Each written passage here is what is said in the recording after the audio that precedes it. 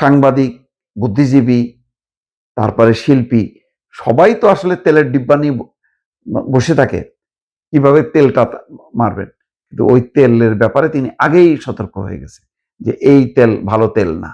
15 বছরে এই তেল মাখামাখিতে যেই কাণ্ড হয়েছে, যেই হাস্যরস তৈরি হয়েছে, তিনি এই হাস্যরসের মধ্যে ঢুকতে চান না। শোনেন, একটা বক্তব্য শোনেন। মাত্র 4 দিন আগে উনি আমাদের মন্ত্রীদেরকে ডাকলেন। আমি আপনাদেরকে কথাটা বলতেছি উনার প্রশংসা করার জন্য না, আমি কথাটা বলতেছি আমাদের শেখার জন্য। ওই দিন সন্ধ্যায় যেটা বললাম আপনাদের, আর কোনো প্রসঙ্গ নেই এখানে বলার, ওটা তো উচিত হয়নি বলা বোধ হয়। একই প্রশ্ন। না না না, ওটা আপনি অন্য পেশন থেকে শিখতে হবে স্যার আমাদের। না না না, আপনি অন্য পেশন। আমাদের মাননীয় প্রধানমন্ত্রী দেখেন, এই যে পার্থক্যটা একটু দেখেন। সর্দার সাখাওয়াত হোসেন বকুল তিনি কোনো একটা কথা বলতে গেলেন, যে মন্ত্রীদেরকে তিনি কি বলেছেন, সেটা নিশ্চয়ই খুবই দৃষ্টান্ত, প্রশংসনীয় কোনো কিছু। কিন্তু তিনি বুঝতে পারছেন যে প্রধানমন্ত্রী এটা মানে বলতে চান না, শুনতে চান না। সেই কারণে তিনি বলে নিচ্ছেন যে এটা প্রধানমন্ত্রীকে প্রশংসা করার জন্য না, আমাদের শেখার জন্য।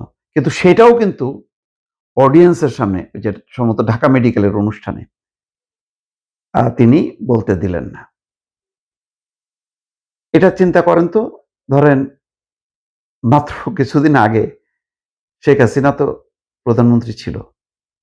তো ধরেন শেখ হাসিনাকে প্রশংসা করে একজন মন্ত্রী বক্তব্য দিতে চাচ্ছেন, আপনার কি মনে হয়, মনে পড়ে কখনো যে শেখ হাসিনা তাকে বাধা দিছে, না এটা বলার দরকার নেই, না এটা বলবেন না?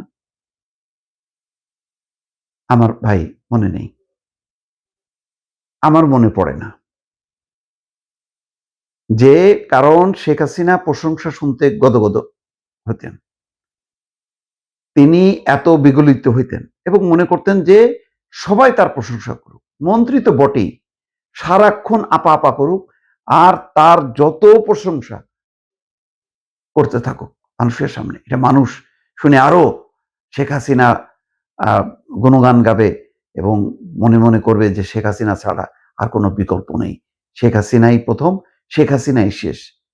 এইরকম একটা রসায়নে নিয়ে যাচ্ছিল পুরো জাতিকে। এখানে দেখেন, তিনি বারবার কিন্তু সাংবাদিক থেকে শুরু করে সব, আমি নিজেও দেখেছি অনুষ্ঠানে, ওই যে প্রশংসা করে প্রশ্ন করা, তিনি সাথে সাথে প্রশংসা করবেন, তার মধ্যে ফাঁকে ফুঁকে একটা দুইটা হয়েছে, কিন্তু ওটা কিন্তু কানে দেননি। একজন পুলিশ কর্মকর্তা, তিনি জাতীয়তাবাদী সৈনিক হিসেবে বলছিলেন, কিন্তু তার রিটায়ারমেন্টের সময় যখন হয়েছে ঠিকই রিটায়ারমেন্টে চলে গেছে। তিনি ওই বক্তব্যের কারণে এই তো পাইছি একটা বেনজির, এই তো পাইছি একটা হারুন, এইরকম মনে করে প্রধানমন্ত্রী কিন্তু ওই পুলিশ কর্মকর্তাকে চাকরিতে রেখে দেননি। আমি নামটা আর বললাম না, তাকে আর বিব্রত করতে চাই না, রিটায়ারমেন্টে গেছে, ভালোভাবে থাকুক এই দোয়া করি।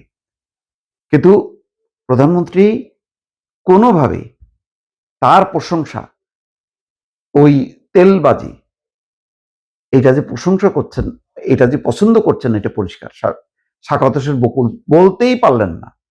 তিনি মন্ত্রীদেরকে কি এমন একটা কথা বলছেন যেটা তার মনে দাগ কেটেছে, সেটা তিনি এক্সপ্রেস করতে গেলেন, কিন্তু তিনি প্রধানমন্ত্রী মনে করছেন যে এটা বলা মানে হচ্ছে প্রধানমন্ত্রীকে প্রশংসা করা হবে। সেটা সর্দার সাখাওয়াত হোসেন বকুল স্বাস্থ্যমন্ত্রীও বুঝতে পারছেন। তারপরেও তিনি খুব কৌশলে বলছেন যে এটা প্রশংসার জন্য না, কিন্তু প্রধানমন্ত্রী বুঝতে পারছেন না এটা প্রশংসাই তো হবে, কারণ অডিয়েন্স আছে সামনে, বলতে দিলেন না। আমিও জানি না, পার্থক্যটা হলো এখানেই। এই যে প্রশংসা, তেলবাজির থেকে উঠে আসার, এটা কিন্তু চারটিখানি কথা না, এটা সবাই পারে না, অতীতে পারেনি, অনেকেই পারেনি।